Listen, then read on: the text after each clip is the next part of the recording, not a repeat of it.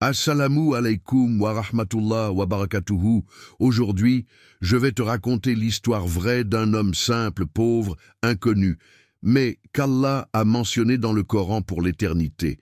Il n'était ni prophète, ni roi, ni savant. Juste un croyant sincère, qui a tout risqué pour défendre la vérité. Et pourtant, son nom est plus grand aujourd'hui que celui de ses bourreaux. Son histoire se passe dans une ville remplie de ténèbres, où 3 messagers furent rejetés, et où un homme est sorti du silence pour défendre la lumière. Son nom, Habib al-Najjar. Reste bien jusqu'à la fin.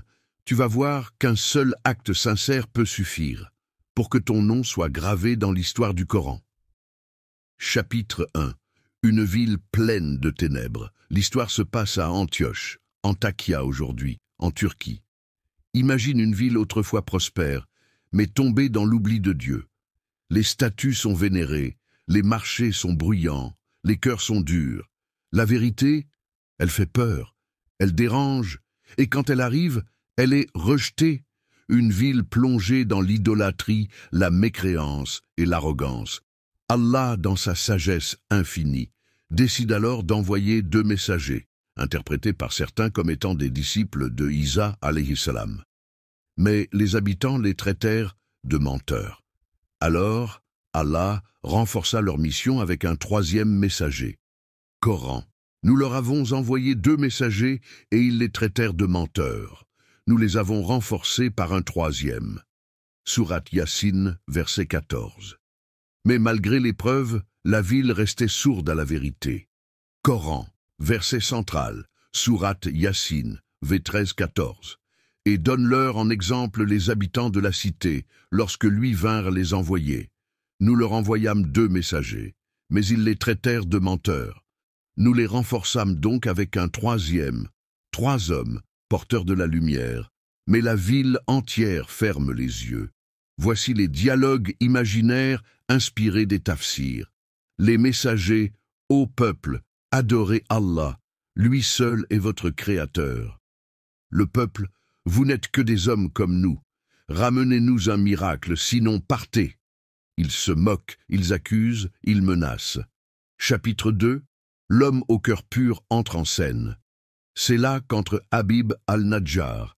C'était un menuisier ou cordonnier selon certaines sources, humble, pauvre, mais riche de foi. L'homme qui a couru pour défendre les messagers, seul contre tous. La ville entière s'était retournée contre les 3 messagers. Les gens criaient, insultaient, se moquaient, ils étaient prêts à les tuer. Et dans cette tension, un homme simple, loin du tumulte, entendit la nouvelle. Et du bout de la ville, il vint en courant. Il ne marcha pas, il ne réfléchit pas longtemps, il courut. Ses premières paroles, remplies de sagesse et de tawhid. Sourate Yassine, verset 21. Ô mon peuple, suivez les messagers. Suivez ceux qui ne vous demandent aucun salaire et qui sont sur le droit chemin. Ils ne veulent ni argent, ni pouvoir. Ils veulent seulement vous sauver. Écoutez-les, avant qu'il ne soit trop tard. Coran, versets 22 à 24. Et pourquoi ne croirais-je pas en celui qui m'a créé? Et c'est vers lui que vous serez ramenés. Prendrai-je en dehors de lui des divinités dont l'intercession ne me servira à rien? Je croirai alors dans un égarement évident. Habib était peut-être malade, il était pauvre, il était seul, mais Allah regarde son cœur et le purifie à ce moment-là. Il devient un allié du tawhid, un homme dont la sincérité va jusqu'au sacrifice. Chapitre 3. La vérité coûte cher. Habib venait de parler. Il avait crié la vérité devant une foule remplie de haine. Il avait défendu les messagers d'Allah. Et maintenant, les regards étaient sur lui. La foule se retourne contre lui. Il crie « Tu oses te moquer de nos dieux? Tu défends ces menteurs ?»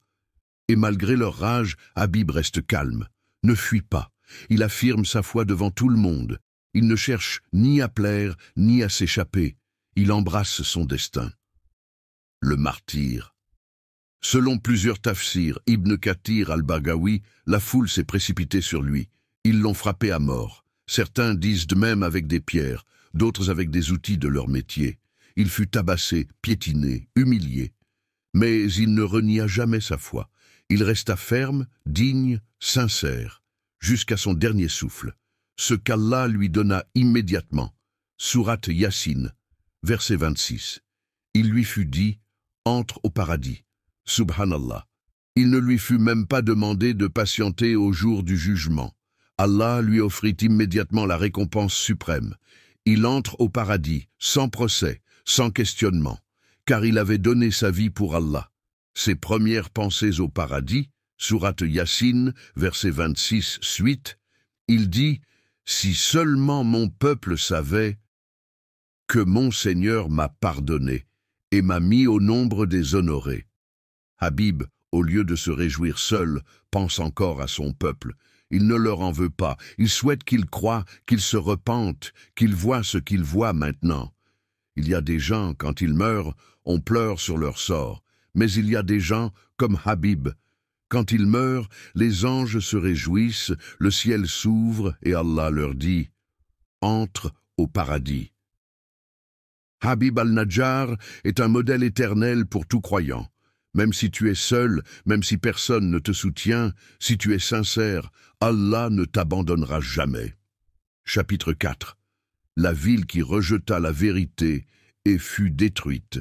Ils ont tué un homme pieux. Allah leur a envoyé sa colère. Après avoir tué Habib al-Najjar, la ville pensait avoir fait taire la vérité.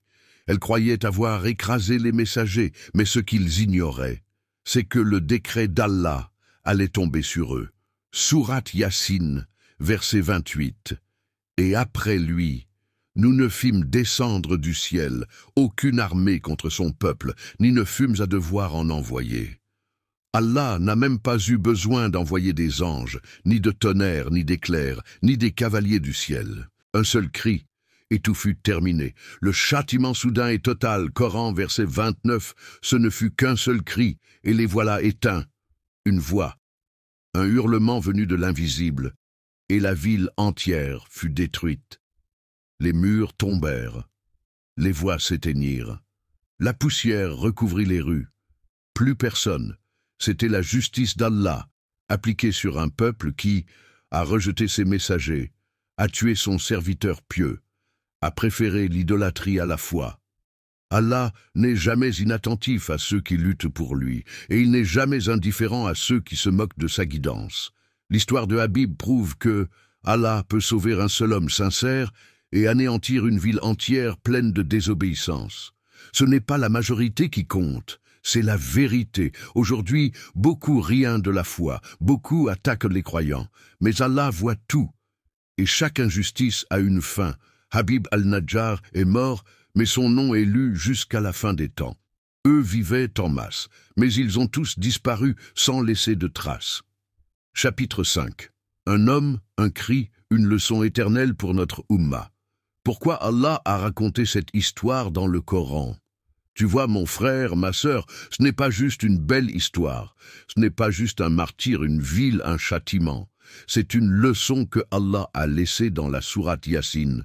Pour toi, pour moi, pour chaque personne qui lit ces versets aujourd'hui, parce qu'Habib al-Najjar était seul. Il n'avait pas d'armée, pas d'influence, pas de réseaux sociaux. Il n'était ni prophète, ni roi, ni savant célèbre. Il était juste un croyant sincère. Et malgré ça, Allah a raconté son histoire. Il a gravé son nom dans la sourate la plus récitée par les musulmans, Yassine. Et toi, aujourd'hui, tu crois que ton combat est inutile? Tu crois que personne ne voit tes efforts? Tu crois que parce que tu es seul dans ton lycée, ta ville, ton travail, alors ça ne compte pas? Habib t'a prouvé le contraire. Tu n'as pas besoin d'être célèbre. Tu as juste besoin de dire « Oh mon peuple, suivez les messagers », d'être sincère, d'être vrai.